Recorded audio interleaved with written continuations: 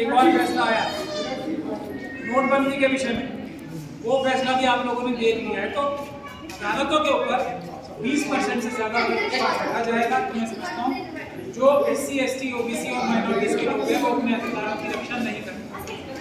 तो इसमें सबसे पहले मुझे जो समझने का है, आपने कहा कि मुसलमानों के ऊपर ये देहरादून में ऐसा हो रहा है रेलवे की जमीन, ऐसा नहीं है। इस देश में सबसे ज़्यादा अगर अपने घरों से किसी समुदाय को निकाला जा रहा है तो वो ट्राइबल कम्युनिटी। पूरे देश में छत्तीसगढ़ हो, महाराष्ट्र हो, जहाँ भी हो, बड़े बड़े इंडस्ट्रियलिस्ट जंगल और उनकी रहने की जगहों पे ट्राइबल्स के छीन रहे हैं ना सब जगह।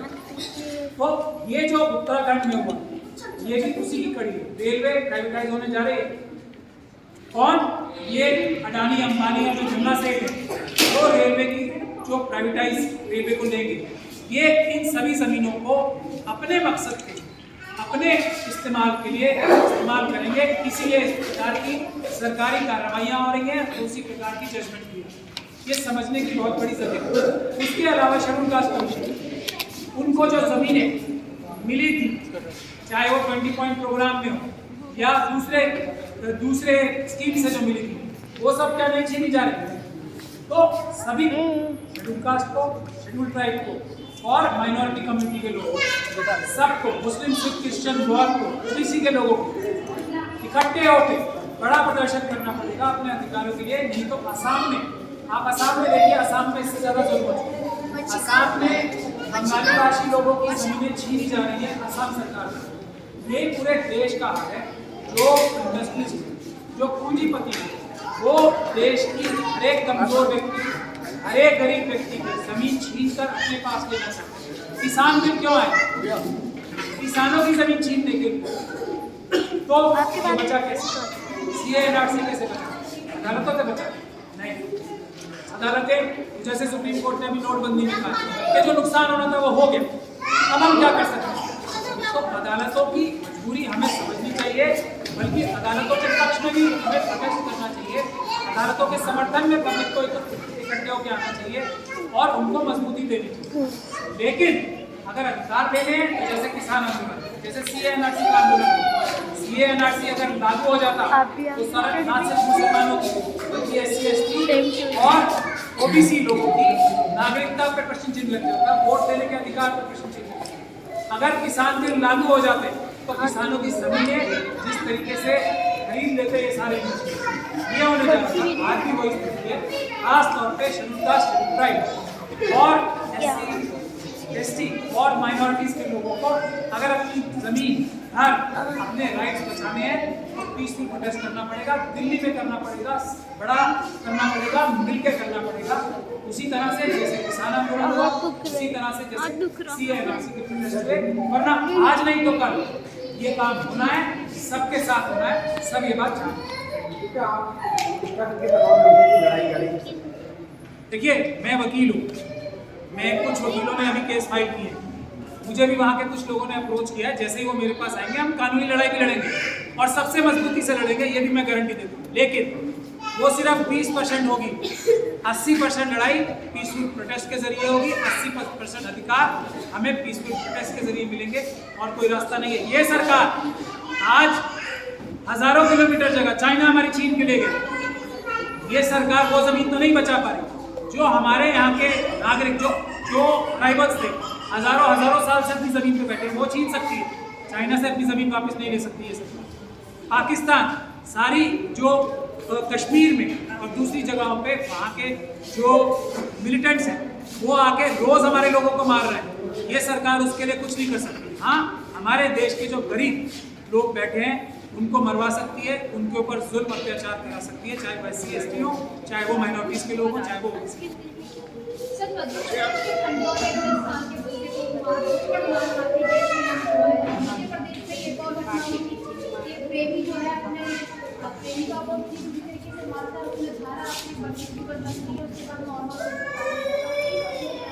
मैं बता तो रहा हूँ, पाकिस्तान हमारे देश में कश्मीर में आतंकवादी लोग भेज रहे हैं। कल भी 4 लोग 5 लोग मारे। ये सरकार उनको नहीं रोक सकती, उन आतंकवादियों का मुंह पे थप्पड़ नहीं मार सकती है, उनसे कोई भी बात नहीं कहलवा सकती। जय श्री राम तो छोड़िए, कुछ भी नहीं करवा सकते उनसे। उनको कुछ करने की हमारे अमित शाह जी में ताकत नहीं। आतंकवादी आके हमारे देश के अंदर लोगों को मार रहे हैं कश्मीर में, उसके लिए कुछ नहीं कर सकते। अमित शाह जी एकदम चुपचाप बैठे हैं हाथ जोड़ के। हाँ, हमारे देश के 10 साल के बच्चों को, हमारी देश की एक बीजेपी के एक नेता ने, वो इस दिल्ली का आपने देखा, एक महिला को चक्कर लगा सकते हैं मीलों मीलों तक, उसके लिए कुछ नहीं कर सकते। हमारी पुलिस भी नहीं करेगी, अमित शाह जी भी कुछ नहीं करेंगे, उनको बचाएंगे। हमारे देश के SC ST लोगों के ऊपर रोज अत्याचार हो रहे हैं, उनके खिलाफ कुछ नहीं किया जाएगा उन अत्याचार करने वालों। हाँ, ये 10 साल के बच्चों के ऊपर जुल्म करने की ताकत मनुवादियों में ही हो सकती है। मनुवादी कमजोरों के अपनी ताकत दिखा रहे हैं, जो हमारे देश के नागरिक हैं उनके ऊपर। ना चाइना के खिलाफ कुछ कर सकते हैं ये।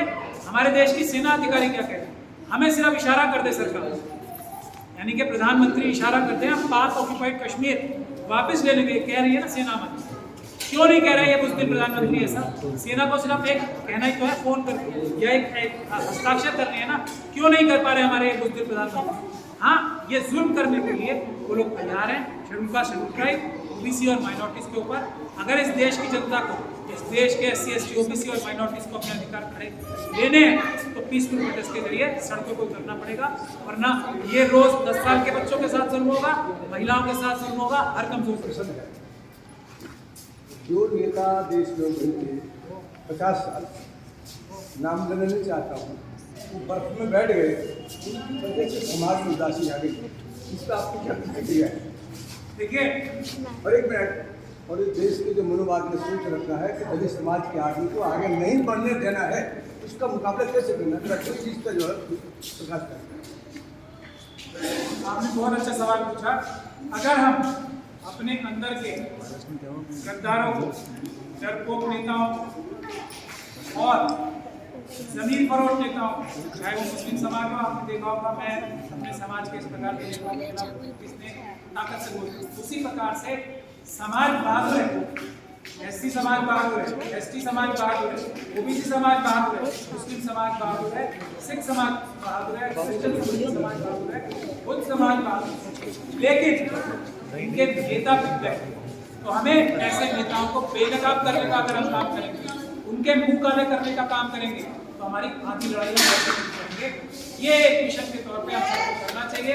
जो समाज से, देश से, भारत के संविधान से गद्दारी करके मनुवादियों के साथ हाथ मिलाएगा, उसका हम मुंह काला करेंगे, उसका हम बहिष्कार करेंगे। ये हमें करना चाहिए।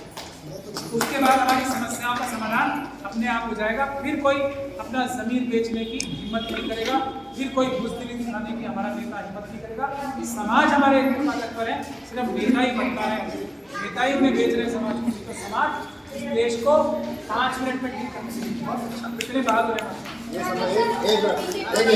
ये समस्या